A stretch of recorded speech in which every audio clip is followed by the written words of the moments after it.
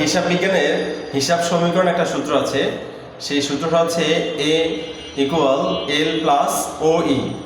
এখন এ মানে কি তোমরা নিশ্চয়ই জানো যে এ মানে হচ্ছে অ্যাসেটস, মানে হচ্ছে সম্পদ, আর এল দ্বারা বোঝা হচ্ছে লাইবিলিটিস অর্থাৎ এটা হচ্ছে দায়, এবং ওই দ্বারা বোঝায় ওনার ইকুইটি অর্থাৎ এটা হলো মালিকানা সত্ত্ব। এখন এই সম্পদ আসলে কি? সম্পদ হচ্ছে প্রতিষ্ঠান যদি অন্য কারোর নিকট যেটা পাবে সেটা হচ্ছে সম্পদ। যে যদি কোনো সার্ভিস পায়, ওই সার্ভিসের বিনিময়ে যদি টাকা পেয়ে থাকে তাহলে সেই টাকাটা হলো সম্পদ। আর দায় হচ্ছে প্রতিষ্ঠানের নিকট যদি কেউ কোনো কিছু পায় তাহলে সেটা হচ্ছে দায়। আর ওই হচ্ছে মালিকানা সত্ত্ব, মানে এই প্রতিষ্ঠানের মোট সম্পদের উপর মালিকের যে অধিকার, এটাকে বলা হয় মালিকানা সত্ত্ব। এখন ধরো এই সম্পদগুলোকে আবার বিভিন্ন ভাগে ভাগ করা যায়। এখন সেই সম্পদগুলো কি কি? সম্পদগুলো হতে পারে চলতি সম্পদ, হতে পারে স্থায়ী সম্পদ, তারপরে হতে পারে অলিক সম্পদ, হতে পারে অস্পর্শনীয় সম্পদ, হতে পারে ক্ষয়িষ্ণু সম্পদ। এগুলো সম্পদের ক্যাটাগরি। এখন যদি আবার দায়ের কথা বলি তাহলে দায়গুলোকেও আমরা সাধারণত দুই ভাগে ভাগ করতে পারি।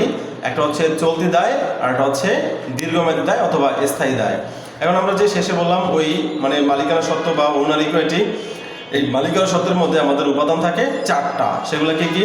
যেমন সেগুলো হচ্ছে মূলধন, এই মূলধনের সাথে যোগ হবে মুনাফা জাতীয় আয়, এখান থেকে বিয়োগ হবে মুনাফা জাতীয় ব্যয়, তারপর হবে উত্তোলন। এখন মূলধন কি? মূলধন হচ্ছে মালিক প্রতিষ্ঠানের মধ্যে যা কিছু আনবে সেগুলোকে একত্রে বলা হবে মূলধন। এখন মালিক যদি প্রতিষ্ঠানের মধ্যে ক্রয় করে কোনো পণ্য আনে সেটাও মূলধন। মালিক যদি ব্যাংক থেকে কোনো ঋণ নিয়ে আসে সেটাও মূলধন। এবং মালিক যদি ব্যবসার মধ্যে নগদ টাকা আনে সেটাও মূলধন। মানে যার থেকে যাই আনে না কেন প্রতিষ্ঠানের মধ্যে কোনো কিছু আনলে সেটা মূলধন। আর তোমার হচ্ছে এখন আয় কি? আয় হচ্ছে প্রতিষ্ঠান কোনো পণ্য বিক্রয়ের ফলে যেটা লাভ করে সেটা হচ্ছে আয়। আর ব্যয় হচ্ছে প্রতিষ্ঠান থেকে যখন কোনো কিছু চলে যায়, মানে স্বল্পমেয়াদী কোনো যেমন বেতন, ভাড়া, বিজ্ঞাপন, এগুলো হচ্ছে ব্যয়। আর উত্তোলন হচ্ছে কি?